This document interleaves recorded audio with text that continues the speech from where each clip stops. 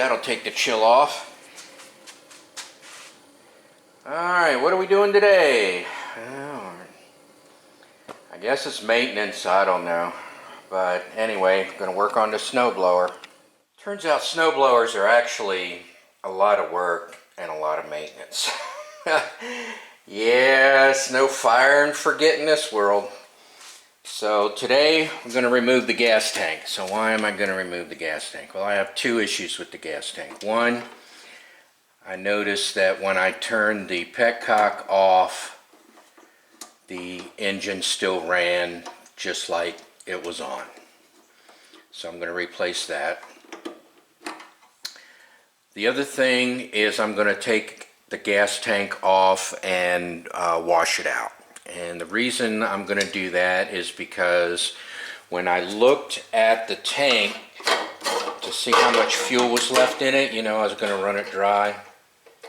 I took the filter out, or yeah, if I can get it out now. I took the filter out, looked down into the gas tank, and I saw debris in there, and I thought, well, what the hell is this thing for if there's debris in the tank? So anyway, I'll just, since I'm replacing the Petcock anyway, I'm gonna go ahead and take the tank off and rinse it out and get it back together. Now what is interesting is there is some fuel in there, and I ran it dry. It will not start, it will not run, but there is some fuel in there, and I just assume it's because of the Petcock.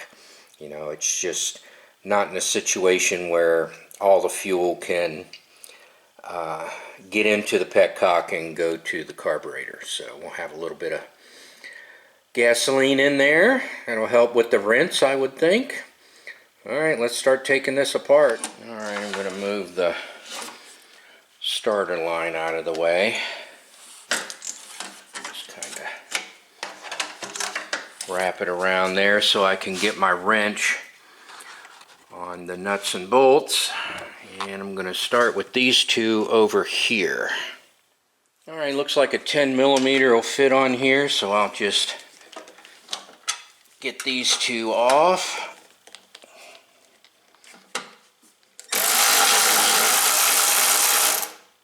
Alright, get my gloves on. I have some cotton gloves that go on first, and then the nitrile gloves. The industry that I used to work in, there was a lot of contamination, and we used to have to wear the cotton gloves and then two pair of nitrile gloves to help stop the spread of contamination. But I just wear one. In the summertime, if your hands get all sweaty, you can get your gloves on and off very easily. And in the winter time, it's just warmer, you know, and also you can get your gloves on and off very easily. Alright, let's get these bolts out of here. Notice that they are different lengths, so you want to keep track of which one goes where. Alright, I have a couple more over here. Let's see how I'm going to do this. I may need a little bit longer extension. More better.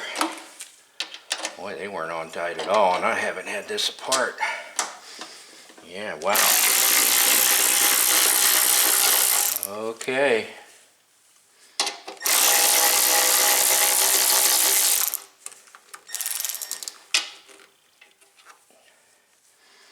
Alright, on this side, they're both the longer bolts, and I did not say where the short bolt went because, quite frankly, I need to check and make sure it was correct to begin with when I put it back on the other side over here. Alright, let's see what else needs to come off. Alright, I got one underneath here. Also loose. Another very loose bolt. Gosh, I'm glad I'm doing this because these things were loose. I'll have to inspect them too, make sure they're not damaged. Alright, it's not coming apart, so all of this is coming off. If I can get it.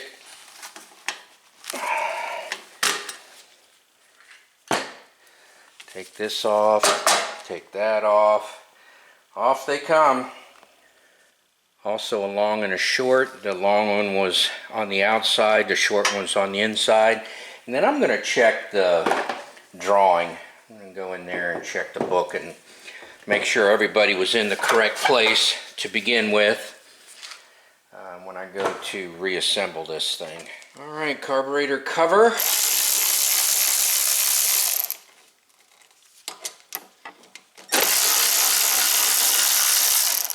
Alright, and the only thing holding this on now is the, well actually it's two things. It's the primer and the electrical, the ground part of the key. So if you want to take this cover off, which is not necessary for this job, to get the gas tank off, you got to do that. Which I just might do because it'll just be more convenient. Also notice that you have to take this cover off, the exhaust cover, the exhaust guard, the heat shield, and also the heat shield for the carburetor. You have to take that off in order to get to the spark plug.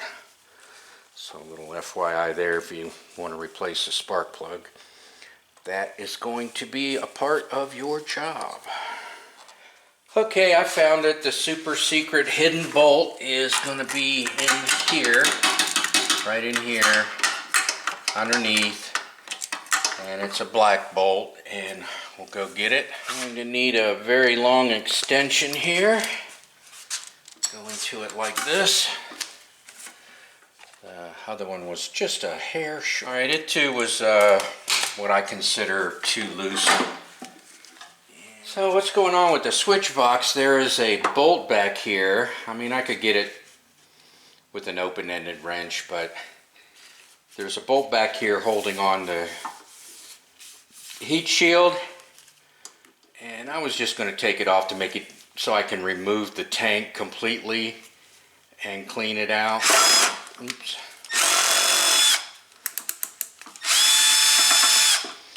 So let's see what's in here. It's a long screw, see, and there's your mystery bolt right there. Grab that guy. Not too tight. Long bolt. And like I said, I'm going to look at the drawing and see which bolts go where. Alright, so that should do it for the gas tank and the heat shield. So heat shield is off. See what fell on the floor. And now disconnect the fuel line. Put on there kind of crappy. Here, let me work on that off camera. And here we go. Alright, we'll swap out the Petcock and clean out the gas tank. Okay, looks like a 14 millimeter is going to get this Petcock out of here. So we'll see if the new one and the old one look the same.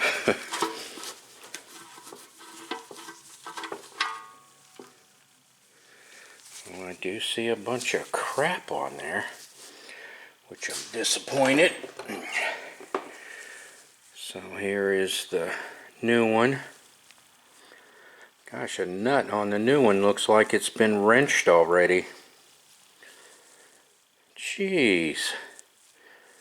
I tell you, you know, what are you gonna do? What are you gonna do? Alright, it's cleanup time. So that's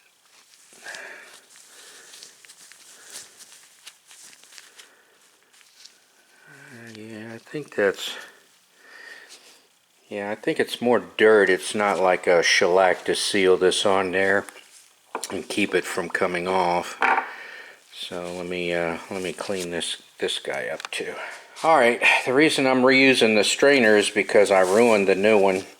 I tried to straighten it out. See here, can you see that it's all bent and wobbled? It was like really bent over really far. I tried to straighten it up, and I used just a little bit of heat, and pow, man, It just wiped out the screening. So that nylon mesh or whatever the hell that screening is, I just totally destroyed it, so I get to reuse the original one. So be careful of that, learn from my mistakes, etc., etc. Alright, out with the old, in with the new here. Luckily it's easily replaceable, it's a screw-in. Screw my glove in off camera. Alright. Also, I like wearing gloves when I work with gasoline. I just don't like to smell like gasoline all day long. This is riveted, so I would have to drill those rivets out to see what's wrong with this thing. So I'm not going to put my mouth on it and try and figure it out. Maybe I could blow on this end.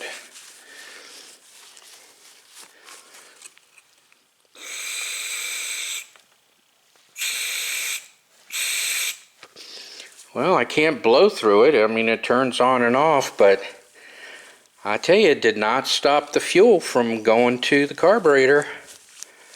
So I don't know what's going on with that. Feels pretty rough too, especially compared to this one.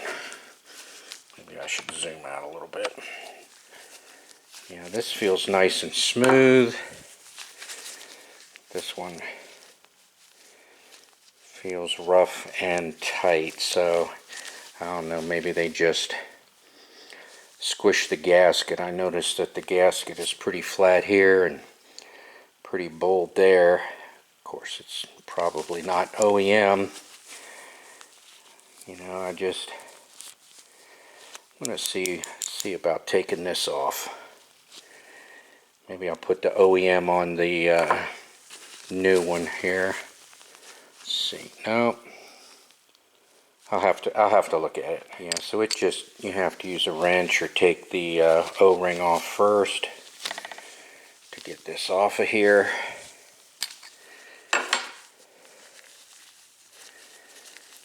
So yeah, I guess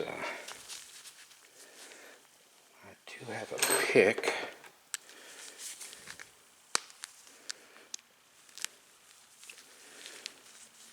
Alright, there's my pick, so I'm going to clean this up and then I'm going to swap them out. Yeah, the replacement, I didn't even have to put a wrench on it, it's just coming right off. Here, let me, do that.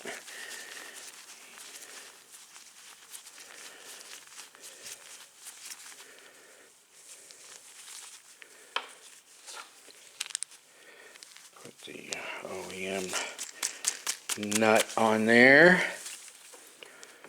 Swap out the seal gasket. I don't have a seal sound effect like Terrell does. Alright, we'll put the filter back on.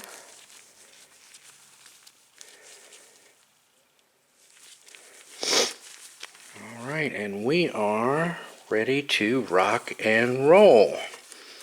But first, we have to clean out the gas tank because that was our primary objective. So before I wipe all this off with my finger and everything, I'm going to go around both the gas tank and the engine, and any place I see some corrosion. Oh, dumbass. Poured the gas out. So don't make that mistake. So let me mess with the corrosion I saw on the engine. So you can see right here this bolt, which is hidden under the gas tank, you know, it's got some garbage on it, so I'm going to take that out, clean it up, make sure everything's all nice and pretty.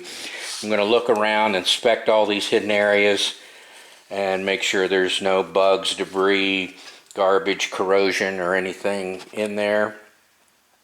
Of course, I was zoomed in too close, so I'm going to inspect all in here, look for garbage, debris, bugs, make sure everything's okay before reassembly. Alright, what I decided to do to clean the gas tank out, since I spilled fuel all over the place, is I'm going to put the old Petcock back in, kind of as a plug there, and then I'm going to use alcohol and swish it around, clean it up, dump it out, and then take the Petcock off and put a little bit more alcohol in there, swish it around, and dump it out the bottom. Alright, step one, some alcohol.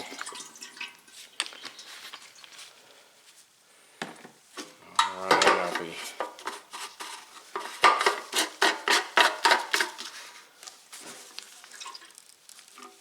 swishing it around. Got a little bit of a leak out of here. You know, it's only hand tight.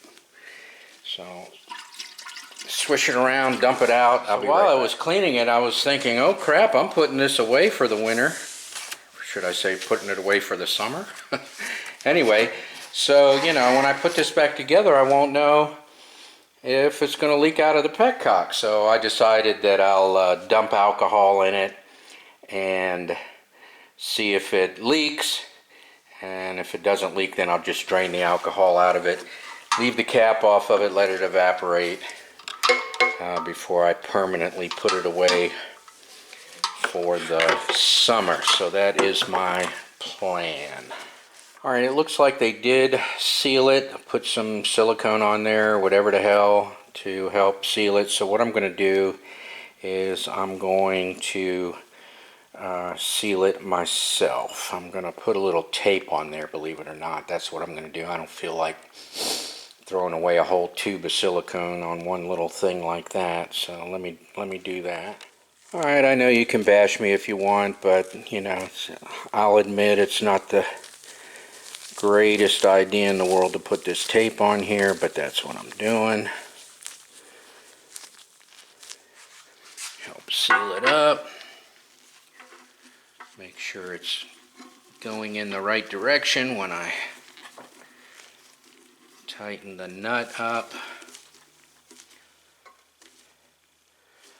Let me mess around with that. Alright, so there we have it. So I saw, you know, that there was a gasket right there, and I thought, well, let's see how tight I can get it.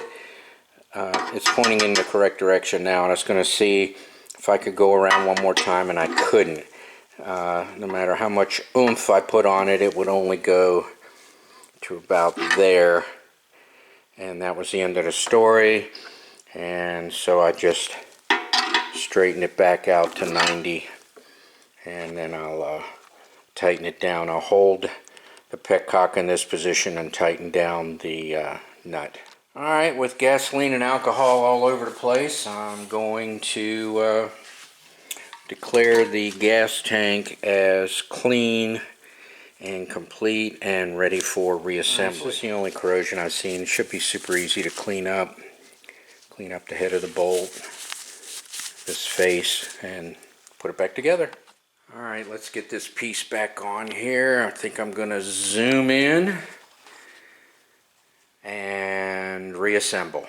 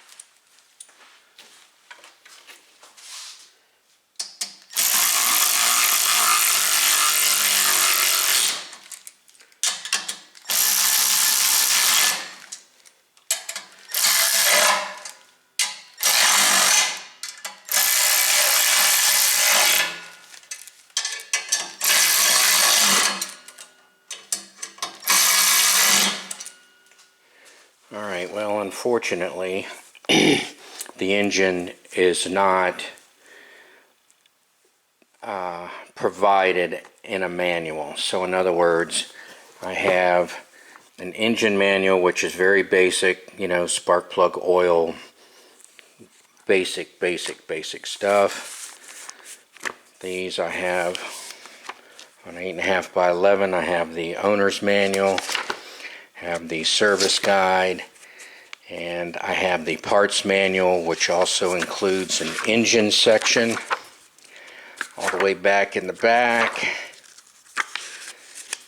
If I can get to it quickly, there's some engine parts, but not this one. Cables, some electrical connections to the engine, the generator, you know, little piddly stuff, but nothing really to speak of. And it says Briggs & Stratton. I don't even have a Briggs & Stratton engine on this one. But anyway, and none of it really talks about these bolts here. So I examined where they all go, and I determined that the two short ones need to go in front of the muffler, because that is the tightest spot. Everywhere else, the bolt will go all the way in and a thread or two will stick out the other side. Alright, so I have the clampings in place. I have the ears on the back side, or facing forward in this case, just so they are out of the way. Next thing on is the heat shield.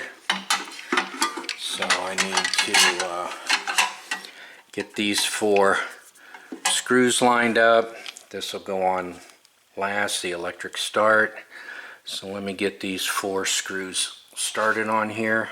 Oh yeah, first I need to get that screw in the front that I couldn't find earlier when I was trying to take it off. Let me get that in. Alright, this isn't too bad. I was worried about lining up the heat shield, the gas tank, and the engine mounting holes with the bolts, but it's turning out to be okay. So there are 5 bolts, 4 right here that you see, and the hidden one over there on the side that I showed a second ago. Hopefully didn't get cut out in editing. So now all of these are started. Gonna finish them up with the ratchet.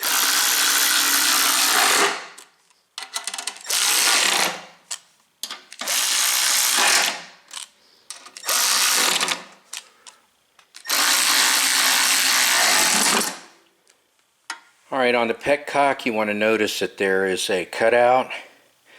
On the OEM it went all the way through, but on the replacement it only goes, it's just notched on one side. So you want to make sure your lock right here goes into the catch. So if it doesn't go all the way through, then you have to make sure you put in the correct side. If it does go all the way through like the OEM, then it doesn't really matter, does it?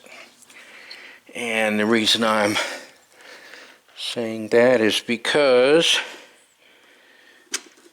did you hear it? Is because I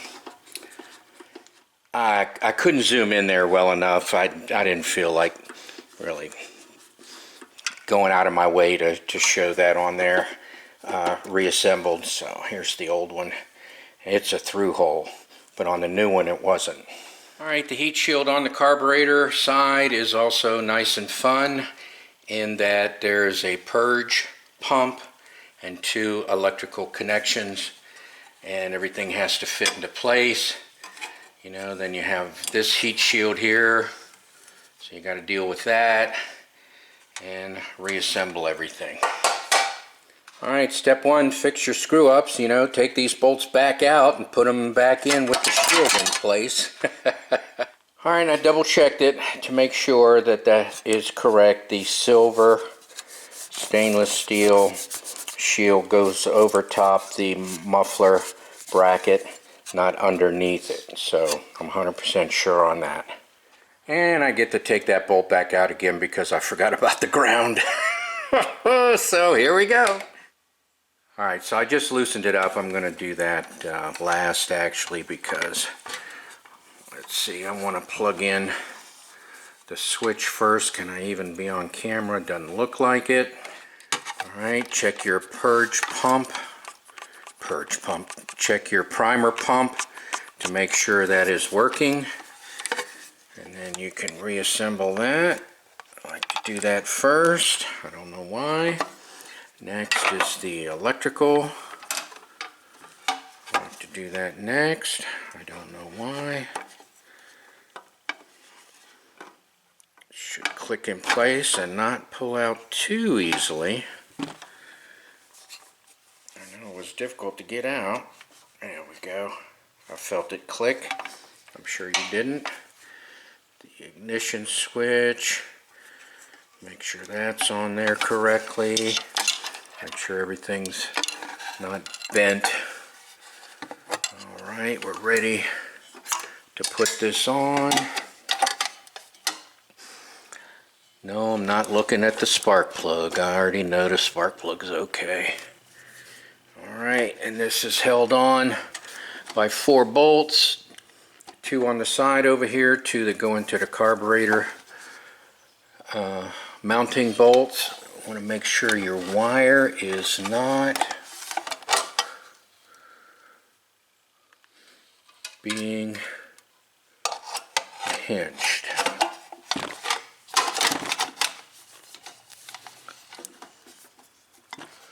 Alright, it is free. So let me get all that done.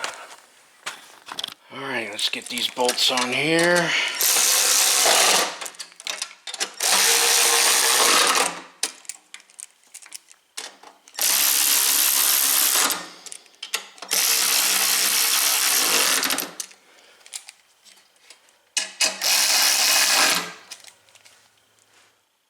After I put this on, that is. And you want to check make sure everything's pointed in the right direction in case something can be put on backwards. You want to make sure your rabbit and turtle tab is pointing towards the rabbit and turtle, and then the arrow, the one with the arrow here, is over on the other side for start. Your choke then is on start and run. Alright, muffler, heat shield. Yeah. Alright, let me put those bolts in. Alright, long bolt.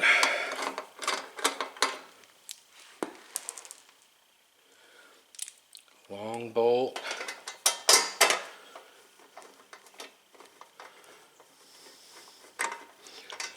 And then the short bolts I'm going to put on the front like I said earlier.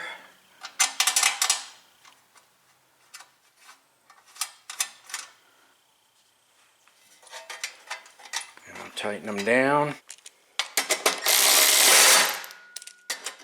Well, that was a lot of noise. And the short ones will require a short distance to ratchet them in. Alright, let's do the starter. I have a setting of 4 on my screwdriver. It's pretty light.